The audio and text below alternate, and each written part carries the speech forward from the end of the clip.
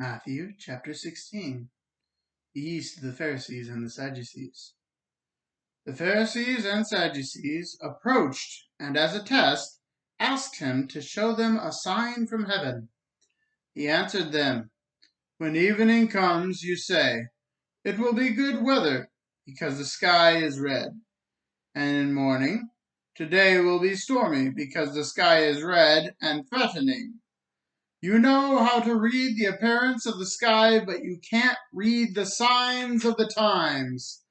An evil and adulterous generation demands a sign, but no sign will be given except the sign of Jonah." Then he left them and went away.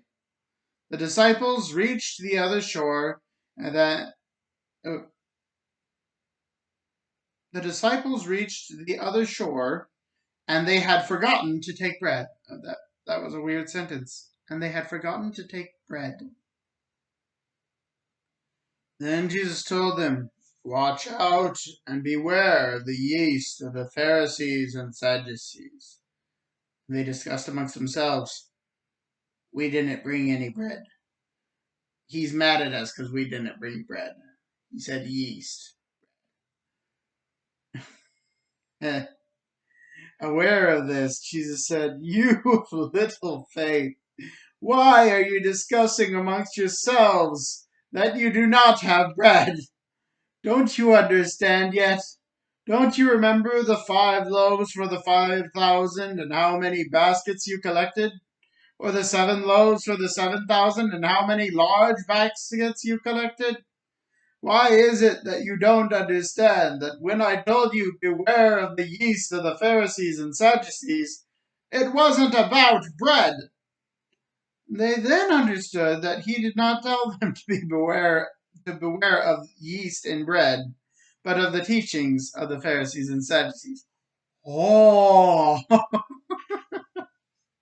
these are teenagers. Then Jesus came to the region of Caesarea Philippi. He asked his disciples, "Who do the people say that the Son of Man is?" They said, "Some say John the Baptist, others Elijah, still others Jeremiah or one of the prophets." "But you," he asked them, "who do you say that I am?" Simon Peter answered, "You are the Messiah, the Son of the living God." And Jesus responded, "Simon, son of Jonah, you are blessed, because flesh and blood did not reveal this to you, but my Father in heaven. And I also say to you that you are Peter, and on this rock I will build my church, and the forces of Hades will not overpower it. I will give you the keys of the kingdom of heaven, and whatever you bind on earth is already bound in heaven, and whatever you loose on earth is already loosed in heaven." And he gave the disciples an order to tell no one that he was the Messiah. From then on, Jesus began to point out to his disciples that he must go to Jerusalem and suffer many things from the elders, chief priests, and scribes, to be killed and raised on the 3rd day. Then Peter took him aside and began to rebuke him. "Oh, no, Lord, this will never happen to you." But he turned and told Peter, "Get behind me, Satan. You are an offense to me, because you are not thinking about God's concerns, but man's." It is thought that the apostles were thinking that Jesus would be an earthly king, a military ruler who could make as much food for his forces as he wanted, and strike his enemies with lightning and make Israel great and military power, take over the entirety of the Roman Empire. And it seems like that's what Peter was doing. He's like, "No, no, no, no, no, no. You don't die. You become king. Dying's not in the program." Jesus said, "Dying is in the program. I'm part of the writing of the program."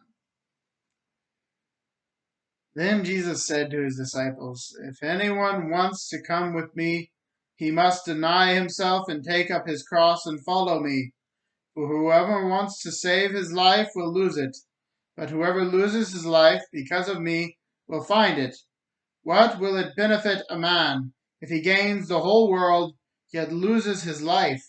Or what will a man give in exchange for his life? For the Son of Man is going to come with his angels in glory of his Father, and then he will reward each according to what he has done. I assure you, there are some standing here who will not taste death until they see the Son of Man coming in his kingdom. The decent likelihood, that's the end of the chapter. There's a decent likelihood that he was referring to Stephen, who was an apostle, not one of the 12, but Stephen was an apostle, and he did see Jesus sitting at the right hand of God at his execution. He said, "Behold, I see the Son of Man, the Son of God, sitting on the right hand of the throne of glory." So that might be the one who he didn't die yet when he saw that.